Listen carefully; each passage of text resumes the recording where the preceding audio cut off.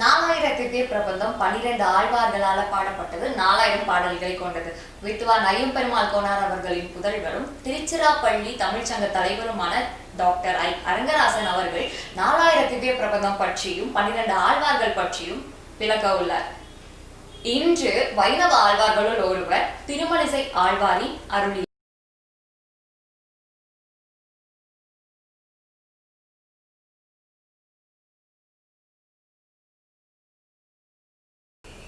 வேண்டுதல் வேண்டாமை இலா நாடி சேர்ந்தார்க்கு யாண்டும் இடும்பெய்த.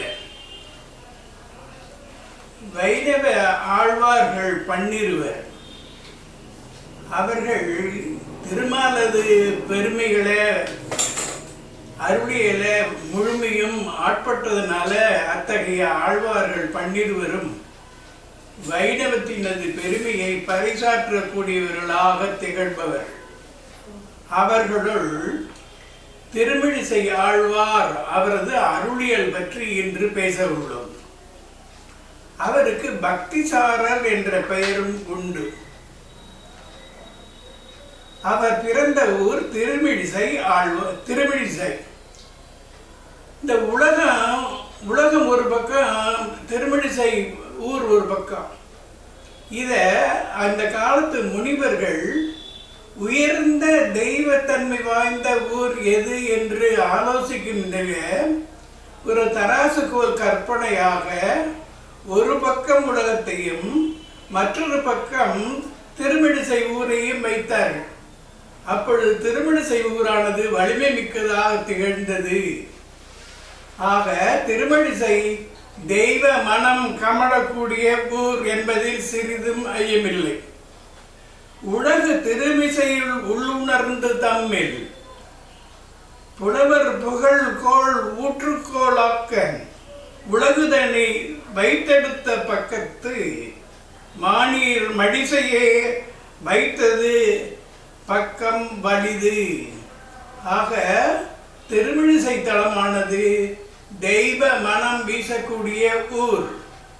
அங்கு வாழக்கூடிய மக்கள் அனைவரும் நன்மக்கள், தெய்வ நிலை மனநிலை படைத்தவர்கள். அத்தகையவர்கள் சிறந்தவராக திகழக்கூடியவர், தனிச்சிறப்பு வாய்ந்தவர் திருமழிசை ஆழ்வார். தெய்வ மனம் கமழக்கூடிய காஞ்சிபுரத்துக்கு கிழக்கு பகுதியில் அமைந்த ஊராக அமையக்கூடியது திருமழிசை. அங்கு ஒரு முனிவர் வாழ்ந்து வந்தார், பார்கவர் என்ற முனிவர். அவர் யோக நிஷ்டையில திருமால தியானம் செய்து கொண்டிருந்தார். அப்பொழுது தேவலோகத்தில் இருந்து வந்த தேவ மங்கை கனகாங்கி என்பவள் அங்கு வந்து அத்தகைய மகிழ்ச்சியை ஆடல் பாடல்களால தன்மயப்படுத்தினாள். அதன் விளைவாக இருவரும் தெய்வ மனம் கமழக்கூடிய திருமண நிகழ்ச்சி போன்று அமைந்து இல்லறத்திலே ஈடுபட்டார்கள். அவர்களுக்கு தெய்வத்தினது திருமாலது திருவருளால ஒரு குழந்தை பிறந்தது. அதிசயம் என்னன்னா, பிறந்த குழந்தைக்கு கை கால்கள் இல்லை. பிறந்த குழந்தை கை கால் இல்லை என்று அறிந்த தேவமாது வேதனை அடைந்து அந்த குழந்தைய தசை பிண்டத்தை ஒரு பிரம்புகள் திகழக்கூடிய இடத்துல விட்டுட்டு சென்றுட்டார் வேதனையோடு. அப்பொழுது குறவர் குலத்து உதித்தவனாக சீராளன் என்பவன் அங்கு வந்து, திருவாளன் என்பவன் அங்கு வந்து குடைமுடையதற்காக பிரம்புகள் அறுக்க வந்தான். அப்போ குழந்தையினது அழுகக்கூடிய குரல் கேட்டது. அதை கேட்ட நிலையில் அங்கு சென்று பார்த்த பொழுது ஒரு குழந்தை திகழ்ந்தது. அந்த குழந்தையை சற்று முன்புதான் பார்க்கடல்ல பள்ளி கொண்ட பரந்தாமன் இலக்குமையோடு வந்து அந்த குழந்தைக்கு அருள்பாலித்து கை கால்கள் வர செய்தான். இப்பொழுது அந்த குழந்தையானது தெய்வ மனம் கமழக்கூடிய அழகிய நல்ல குழந்தையாக திகழ்ந்தது. அந்த குழந்தைய அந்த திருமாலன் எடுத்து சென்று மகிழ்ச்சியோடு தனது மனைவியாக திகழக்கூடிய பங்கைய செல்வி எடுத்து கொடுத்து வளர்த்து வந்தான். அந்த குழந்தையானது நாளொரு மேனியும் பொழுதொரு வண்ணமாக நன்றாக வளர்ந்தது. அவர்தான் திருமழிசை ஆழ்வார். அந்த திருமழிசை குழந்தையாக இருந்த பொழுது ஒன்றும் சாப்பிடல, அழக்கூட இல்லை. அந்த நேரத்து ஒரு முதிய தம்பதியர் வந்தார்கள். திருமால் அடியவராக திகழக்கூடிய பெரியவர் ஒருவர் மனைவியோடு வந்து பாலினை கொடுத்தார். அந்த பாலை உண்ட குழந்தையானது பேச ஆரம்பித்தது. இது நாள் வரை பேசாதது, இது நாள் வரை பால் உண்ணாத குழந்தை பால் உண்டு பேச ஆரம்பித்தது. மீதி இருக்கக்கூடிய பாலை அந்த முதியவர்கள் உண்டார்கள், முதிய தம்பதியினர். அதன் காரணமாக சில மாதங்கள்ல அந்த அந்த பாலை உண்ட முதிய தம்பதியருக்கு ஒரு குழந்தை பிறந்தது. அந்த குழந்தை தான் கணிகண்ணன் என்பவன். அவன்தான் திருமழிசை ஆழ்வாருக்கு வாழ்நாள் முழுமையும் சீடனாக திகழ்ந்தான். தனது குருவாக திருமழிசை ஆழ்வார் ஏற்றுக்கொண்டார்.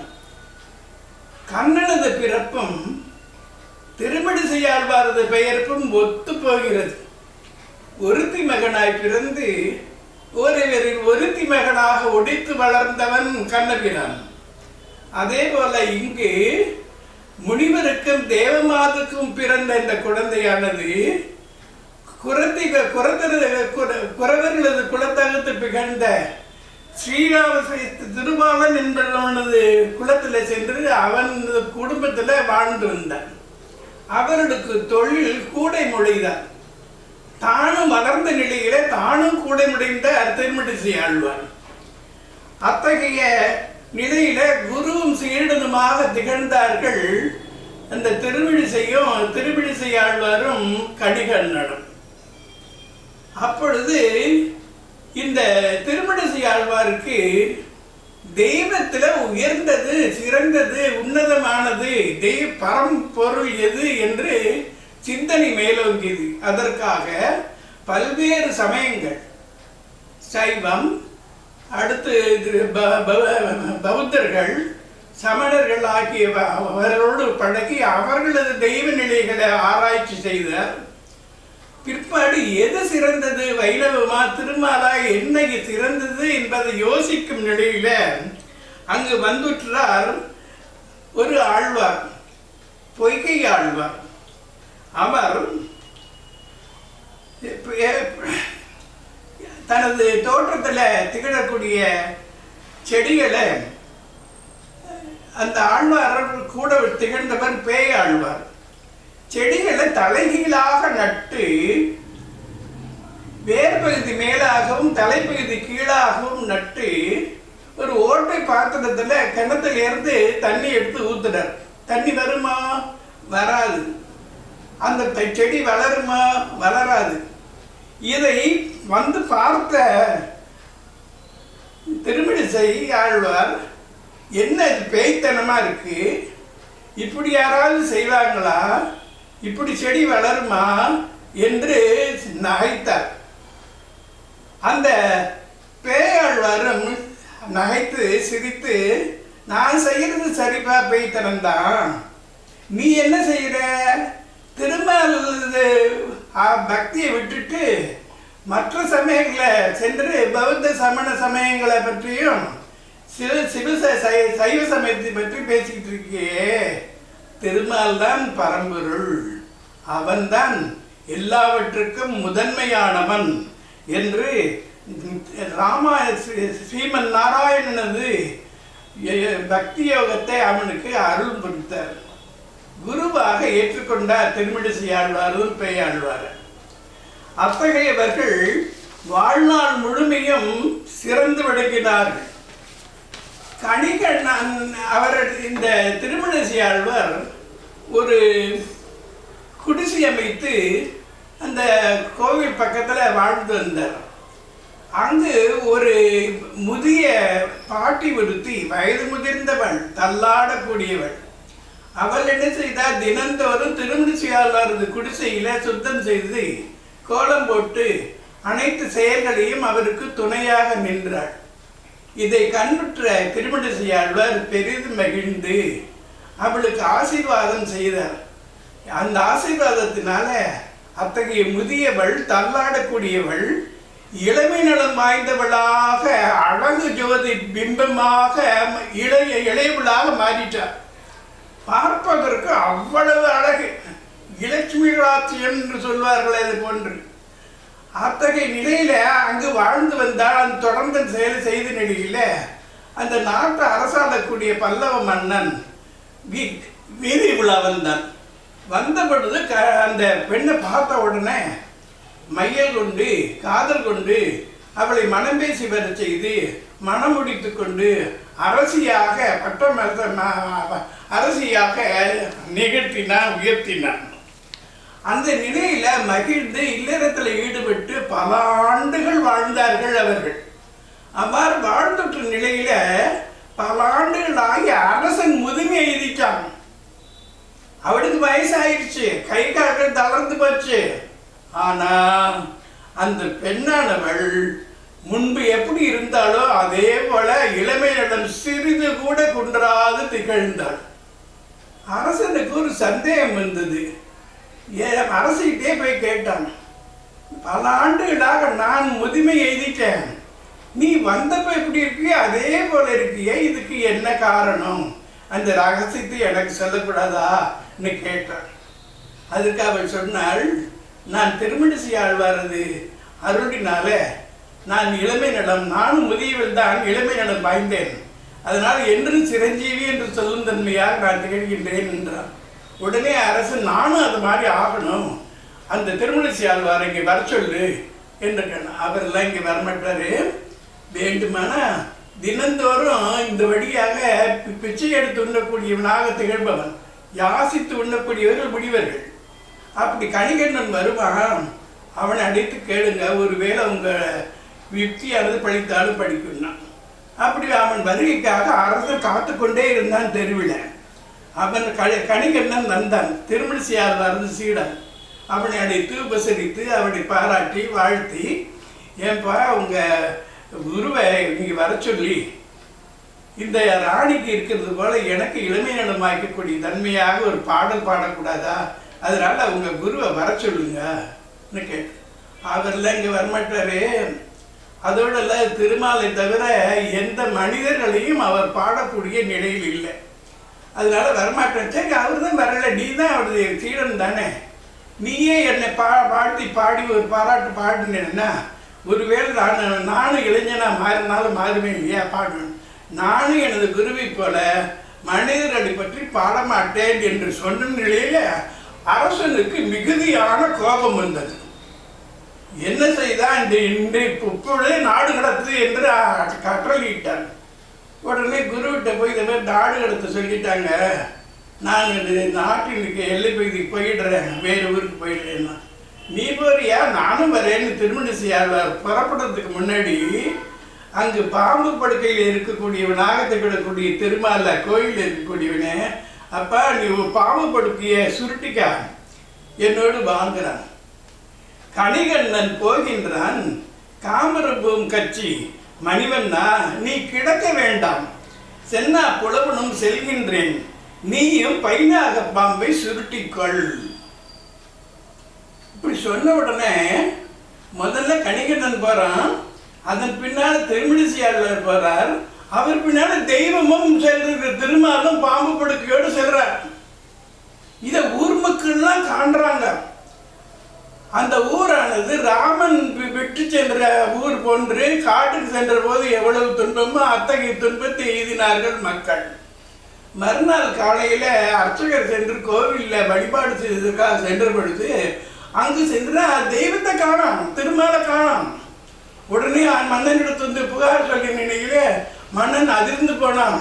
தன்னால் தான் செய்த குற்றத்தினால் இந்த தெய்வமே சென்ற நாட்டை விட்டு சென்றுச்சு என்று கணிகண்ணன் எங்கே இருக்கான்னு ஆளை அனுப்பி பார்த்ததில் ஊரின் எல்லை பகுதியில் குடிசை அமைத்துக் கொண்டு 3 பேரும், யார் 3 பேரும், கணிகண்ணன், திருமணிசை ஆழ்வார், திருமாலாக திகழக்கூடிய பெருமான் பைனாக பாம்போடு அங்கே இருக்காங்க.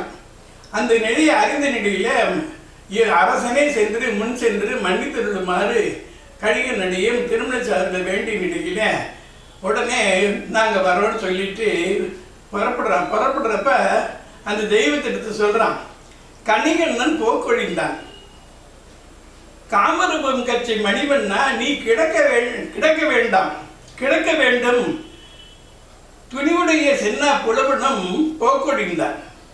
அதனால அவன் போகல, திரும்பி வந்துட்டான். அதனால நீயும் வா, நம்ம ஊருக்கு போயிடுவோன்னு சொல்லி அங்கே வந்து படுத்துக்கா, அங்கே வந்து கோயில் இருக்குதுன்னு சொன்னாங்க. அதனால திருமணம் செய்யாராக திகழக்கூடிய அடியவர் என்ன சொல்றாரோ அதை செய்யக்கூடியவராக திருமால் இருக்கிறார். எவ்வளவு பெருமை வாய்ந்தவர் பாருங்க.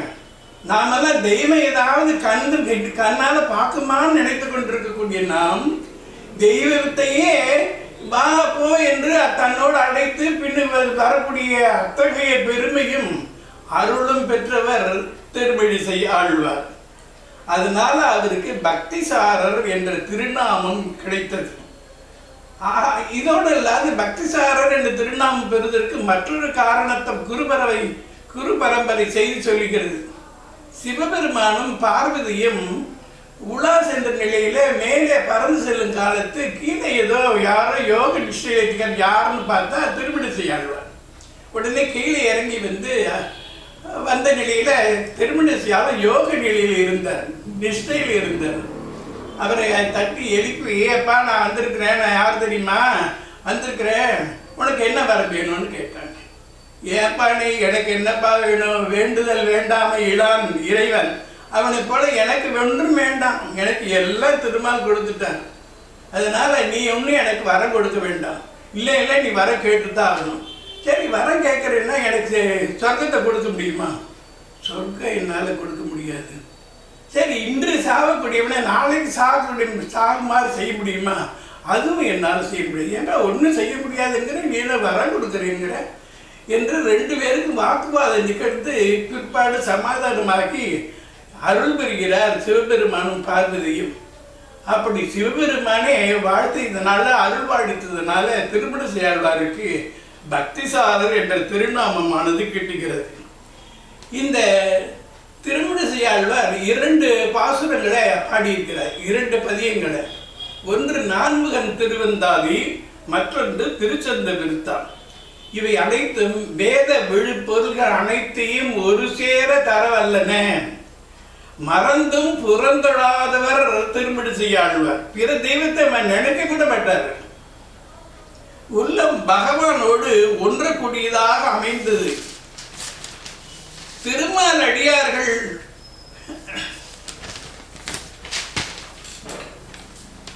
ஆக இத்தகையவர்கள்